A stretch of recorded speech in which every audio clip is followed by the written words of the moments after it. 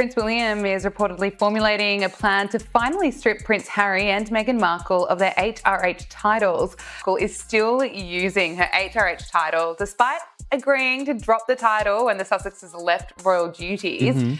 How is Will planning to deal with this? Welcome to Star Lens, your #1 source for breaking royal news that the mainstream media won't tell you. I'm your host, and today we bring you a story that will change everything.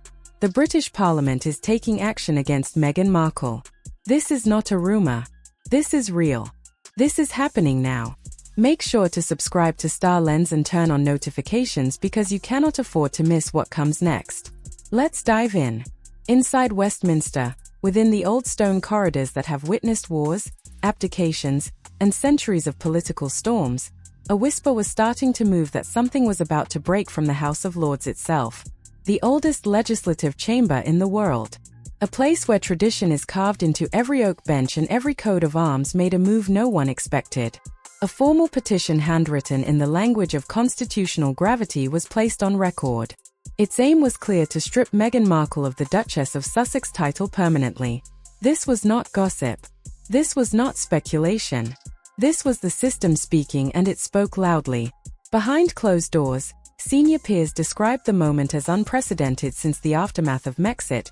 A portion of Parliament had reached its limit, and the quiet rumblings that had travelled through Westminster for months were finally taking form. For the first time, the British establishment wasn't merely irritated. It was preparing to act. One thing became clear in that moment. This was no longer a feud between a family and its rogue members. This was now a matter of state. The machinery of British power was moving, and it was moving against her. So, let me tell you what really happened. The tipping point came thousands of miles away in Nigeria.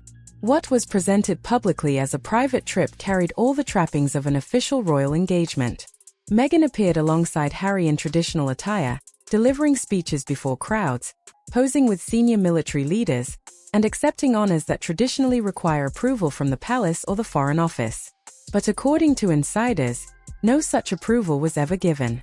Not a single department connected to state diplomacy, not the palace, not the Foreign Office had been informed, briefed, or consulted. The trip unfolded as if the Sussexes still held positions within the royal family's working structure, as if the responsibilities of duty had somehow survived their departure. For members of the House of Lords, this was not merely inappropriate, it was dangerous. The language used behind those closed doors was stark. Unauthorized diplomatic posturing, a risk to the Crown's neutrality, a breach of constitutional expectations. In their view, Meghan was performing the role of a royal representative without the authority or accountability that role requires. Photos of her with high-ranking Nigerian officials circulated globally, suggesting an official endorsement that never existed. The optics alone, a duchess acting as a de facto ambassador, was enough to alarm those tasked with protecting the state's diplomatic boundaries. This moment, more than any interview, appearance, or brand partnership, became the catalyst.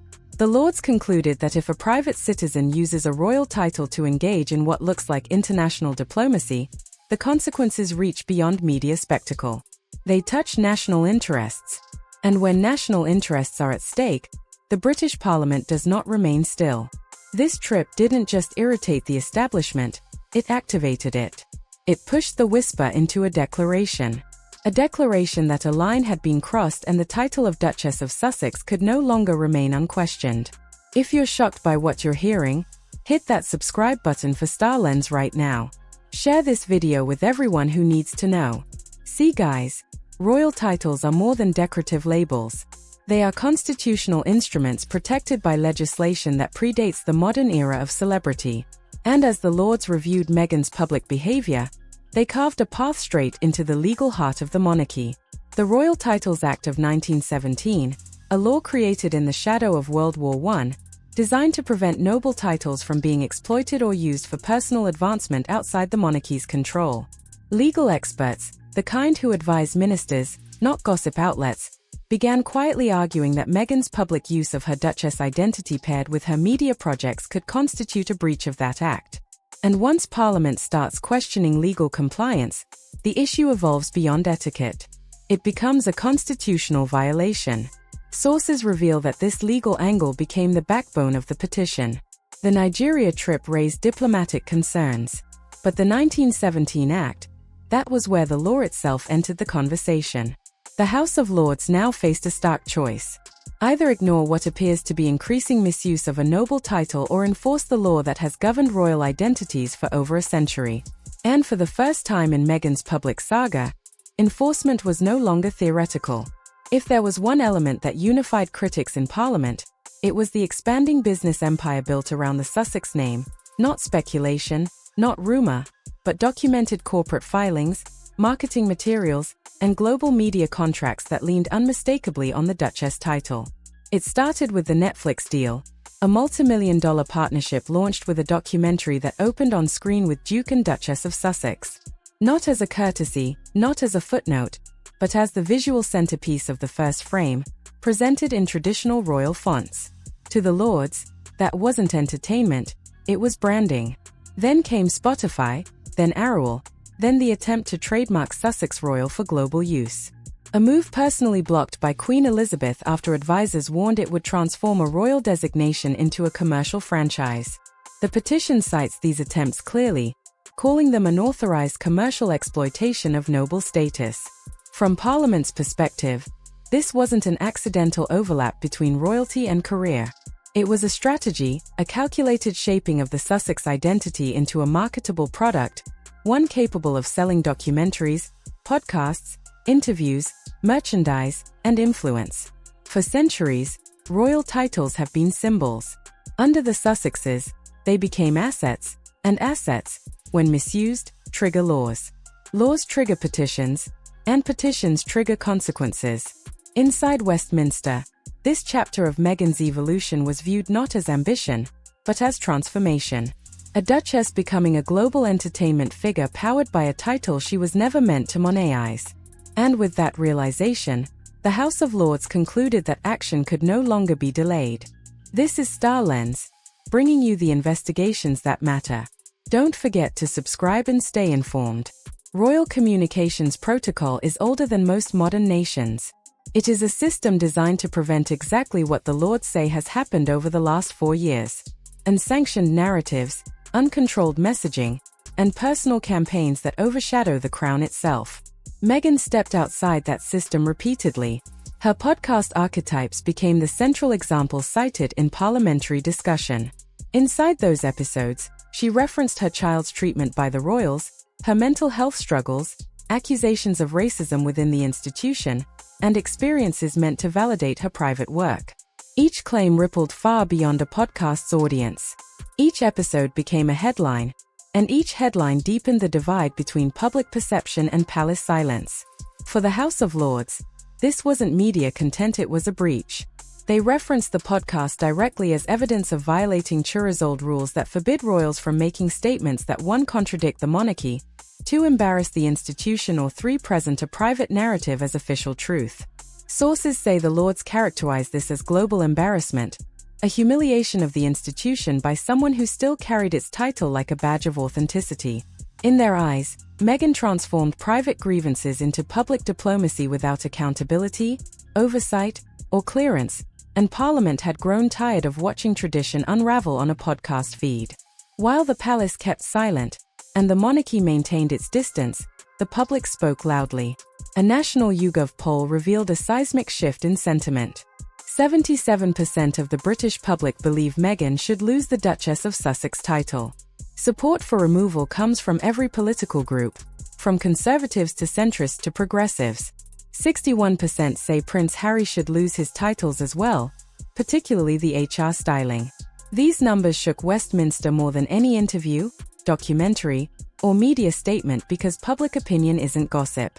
Public opinion becomes pressure. Pressure becomes mandate, and mandate becomes action.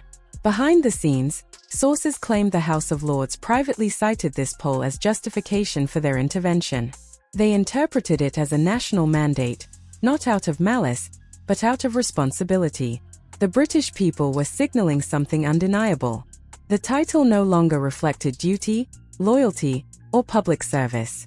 Instead, they saw celebrity red carpets, Hollywood deals, public grievances turned into global headlines, and a duchess who lives thousands of miles away in Montecito. Detached from the crown, yet still carrying its name. In the eyes of the British public, the title felt misaligned. In the eyes of Parliament, it felt weaponized. And together, those forces form the foundation for an unprecedented move, which leads to the final chapter, the one that transforms this story from controversy into constitutional history. Keep watching Star Lens for the complete truth. Subscribe now so you never miss an update. In the oldest chamber of British power, beneath vaulted ceilings and flickering lamps that have witnessed centuries of history, a petition now rests. A petition that could end Meghan Markle's existence as the Duchess of Sussex forever. This is no longer personal. This is no longer about personality, popularity, or palace politics. This is constitutional.